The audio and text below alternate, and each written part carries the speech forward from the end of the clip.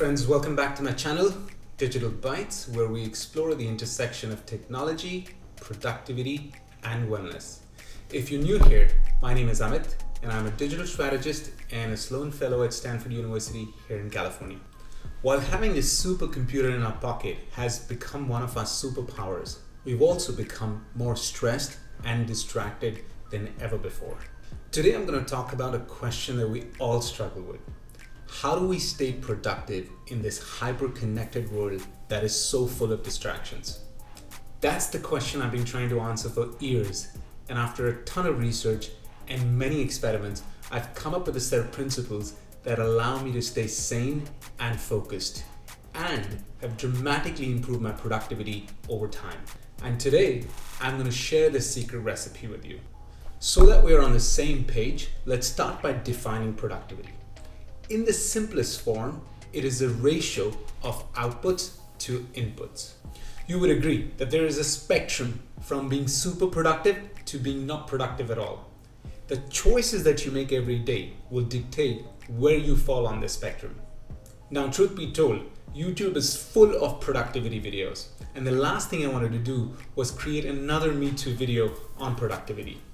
But after reviewing the popular ones, I came to a realization that these principles that I've developed over the years could add value to others. So I decided to take the plunge. Okay, let's dive right in. I'm going to share 5 principles with you today. Number 1, stay in the zone.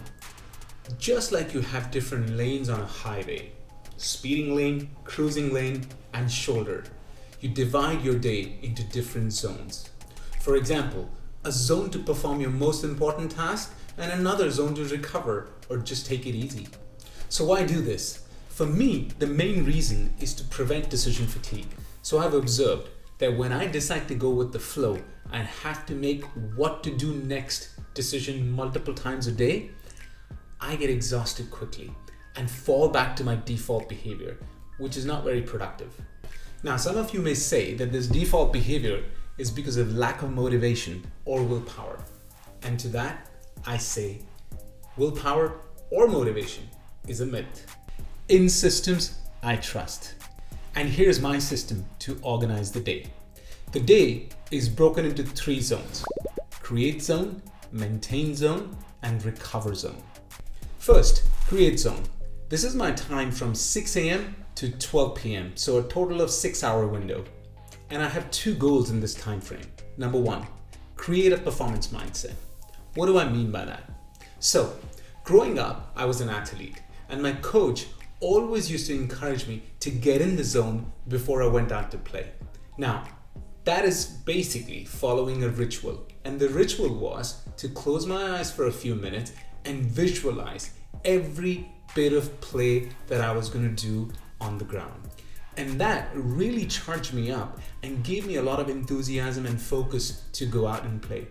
Now, I'm not the only athlete to follow this rule. It is a pretty common practice in sports to follow some sort of ritual that allows you to create a performance mindset.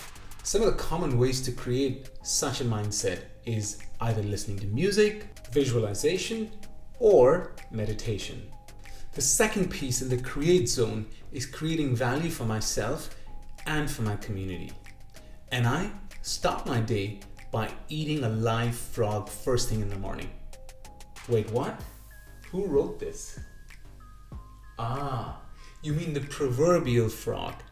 What I'm referring to is the book by Brian Tracy, who is considered to be a performance guru, which said, eat that frog first thing in the morning. Now that means do your most important and the hardest task first thing in the morning. Now, it's important to note that not everybody performs their best first thing in the morning. There are some who do and others who prefer late nights. So it's important to know what chronotype you are and adjust your schedule based on that. So if you want to find out what chronotype you are, you can visit the website mentioned in the link below or shown on the side and find out when you perform at your best. Okay, the second time zone is maintain time zone. This is from 12 p.m. to 6 p.m.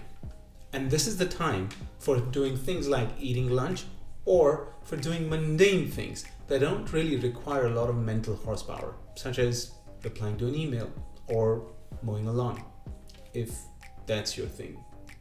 Usually I'm feeling pretty satisfied with my progress by this time in the day, so going through this kind of stuff feels like a breeze. Next up, recover zone. This is a time from 6 p.m. until 6 a.m. the next morning. This is where you recharge your batteries, whether it's eating dinner, yoga, meditation, talking to family, watching TV. This is the time to unwind and recharge. Next, let's talk about our second principle. Think of your time as batteries. If your day is made up of a set of batteries that are constantly draining, then it's important to think about how do you want to use those batteries. This one's about prioritization, and the thesis here is that we are hardwired for instant gratification. What that means is we all tend to react and tend to urgent work even if it is not important. Why? Because it gives us a sense of gratification. Here I want to share a famous marshmallow experiment that was conducted at Stanford University, which tested children's ability to delay gratification by putting a marshmallow in front of them and asking them not to eat for the next 15 minutes. The experiment revealed that the kids who were able to delay instant gratification and hold themselves back for 15 minutes were much more successful as adults later in the years. So it makes sense to delay instant gratification and focus on things that are most important for you. So how do I do this?